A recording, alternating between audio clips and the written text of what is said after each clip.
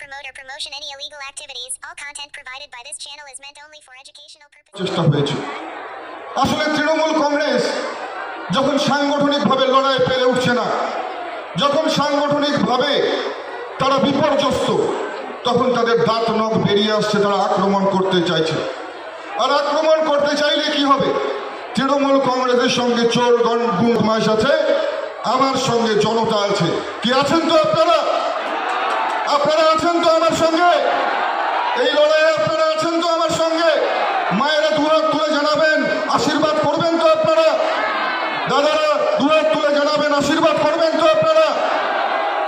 আপনাদের আশীর্বাদ, আপনাদের শুভকামনাকে মাথায় নিয়ে দেখুন, দায়িত্ব নিয়ে বলছি, যে সমস্ত পুলিশরা নিরপেক্ষভাবে কাজ করছে তাদেরকে প্রভাবিত করার চেষ্টা, ভীতি প্রদর্শন করার চেষ্টা মমতা বন্দ্যোপাধ্যায় করছে।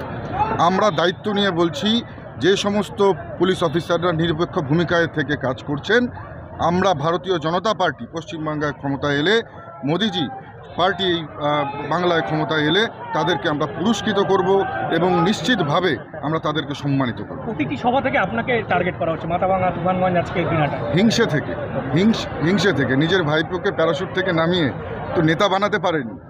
স্বাভাবিকভাবেই ওই পিসির একটাই জেলাস ফিল করে সবসময়, উনি সবসময় হিংসে একটা এই ধরনের মেন্টালিটি ওনার মধ্যে থাকে, যে ওনার ভাইপোর থেকে যদি অন্য কোনো যুব নেতা উঠে আসবার চেষ্টা করে ওনার ভাইপো ছাড়াই বাংলায়, তার প্রতি মমতা বন্দ্যোপাধ্যায় টার্গেট করে।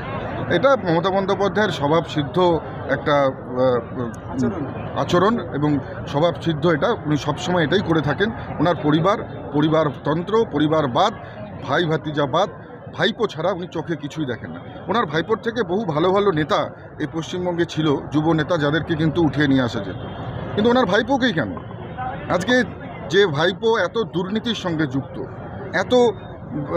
এতবার যাকে ইডি সিবিআই ডাকছে, নিশ্চিতভাবে বাংলার মানুষ তার এটা প্রশ্ন করতে চায় যে charity begins from the home. আগে নিজের ঘর সামলান, তারপরে কুচবিহার সামলাবেন। Thank you.